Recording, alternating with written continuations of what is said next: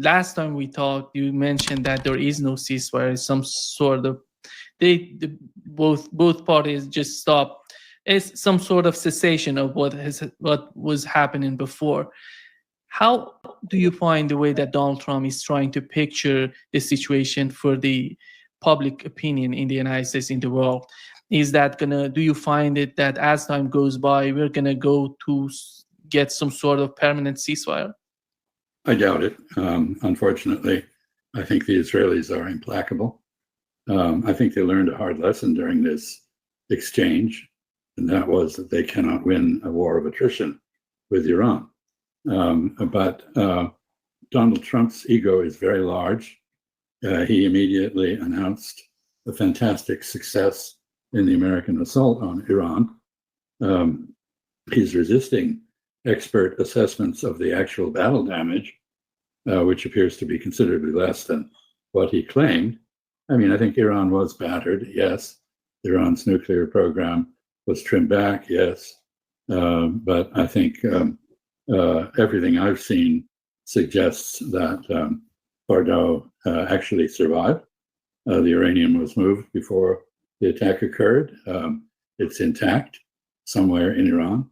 The principal result of the attack seems to have been a disaster for the Non-Proliferation Treaty as international law, the removal of the IAEA inspectors from Iran, the severance of a relationship with Rossi, who turns out to have been collaborating with the Israelis and the Americans and providing information that was essential to assassinate Iranian nuclear scientists, at least. But I don't think the Israelis believe Donald Trump, his claims that Iran has been effectively disarmed.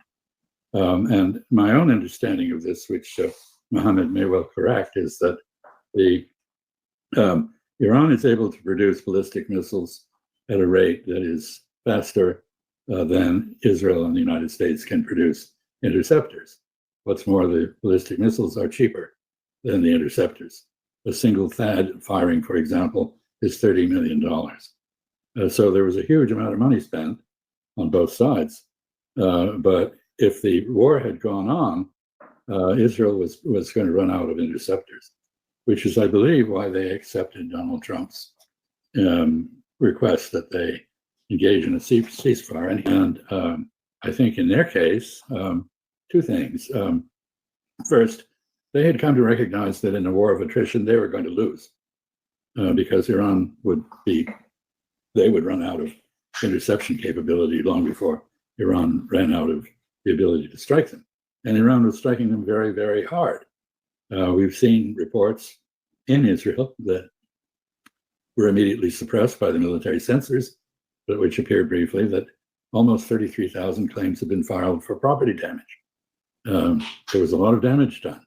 It was done not just to civilian infrastructure, but to military bases and strategic infrastructure, for example, the refinery in Haifa. And had this gone on, in addition to Haifa being essentially shut down as a port, Ashdod might have been shut down. So I think the Israelis looked at this situation and realized that the better course would be to cease fire. But they have not ended their ambitions with regard to Iran.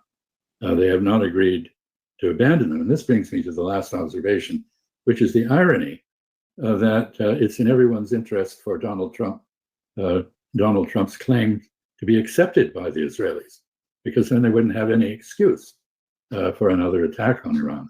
But I fear that they don't accept it. I think they're more realistic than that. And so what I expect to have happen now is both sides will reconstitute themselves. Iran will rebuild its air defenses, likely with Russia or Chinese or both helping. The missiles I note that Iran uses apparently use Beidou, the Chinese version of GPS, as a guidance system. The chips are from China and so forth. The guidance systems are from China.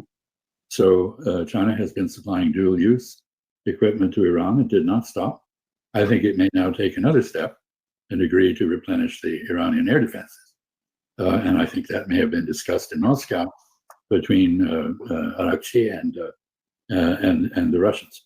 So Iran will reconstitute itself as rapidly as it can. On the Israel side, the United States will try to replenish Israel. But we have got a serious bottleneck in terms, that is, the United States has a serious bottleneck in terms of depletion of stock and factory capacity that is not adequate to support the multiple conflicts we're in. One of the consequences of this war is to increase the pressure on the Trump administration to abandon Ukraine because they don't have the weaponry. So I don't think this solved anything. I think it just kicked the can down the road.